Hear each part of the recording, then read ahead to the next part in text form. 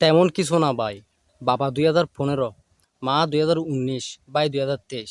সবাইকে হারিয়ে যে মানুষটা মানসিক ভারসাম্যহীন হয়ে ওঠে, যে মানুষটা নিজের অস্তিত্ব খুঁজে পায় না, সেই মানুষটাকে কোনো এক মেধাবীরা মিলে গণপিটুনি দিয়ে খুবই নির্মমভাবে, খুবই যন্ত্রণাদায়কভাবে হত্যা করে।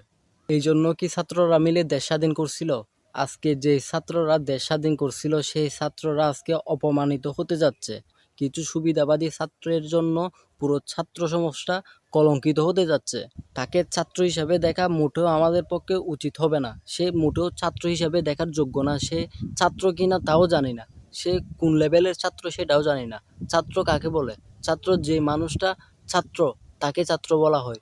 যে খুনি তাকে খুনি বলা হয়। সে এখন খুনি, সে আর ছাত্র নেই। তাকে আইনের আওতায় এনে সর্বোচ্চ যে শাস্তিটা আছে সেই শাস্তিটা দেওয়া উচিত, যাতে ভবিষ্যতে কেউ এরকম কাজ করার আগে 10 বার চিন্তা করে 10 বার ভাবে। মানুষটা একটা ভুল করছে, মানুষ ভুলে গুণে মানুষ। সেই মানুষকে যদি তোমরা এভাবে হত্যা করো, সেই মানুষটার ভুলটা যদি তোমরা মেনে নিতে না পারো, তাহলে তুমিও মানুষ হয়ে জন্মগ্রহণ করছো, এটা তোমার জন্য বৃথা। এটা তোমার জন্য বৃথা। সাংবাদিকরা যখন এই কুলাঙ্গারগুলাকে জিজ্ঞেস করছিল যে তোমরা তাকে কেন খুন করছিলা, সে বলছিল সে নাকি আবেগের বশে খুন করছে। ভাই, তোদের এত আবেগ কোত্থেকে আসে ভাই? এত আবেগ তোদের এত আবেগ নিয়ে তোরা দেশে কেন আসোস ভাই? তোরা মরতে পারস না?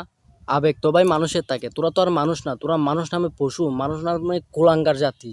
যে ছাত্র সমাজ নতুন একটা দেশ গঠন করছে, নতুন একটা দেশ স্বাধীন করছে, নতুনভাবে আমাদেরকে বাঁচার একটা আগ্রহ দেখাই দিছে, সেই ছাত্র সমাজের সুবিধা নিয়ে, সেই ছাত্র সমাজের নাম নিয়ে তোরা যেভাবে কর্মকাণ্ডগুলো করে যাচ্ছস, এটা মোটেও সুবিধার না।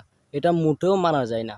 একটা মানসিক ভারসাম্যহীন একটা পাগলকে ভাত খাওয়াই এভাবে হত্যা করাটা, এটা মোটেও মেনে নেওয়ার বিষয় না। এদেরকে আইনের আওতায় এনে সর্বোচ্চ শাস্তি দেওয়া উচিত।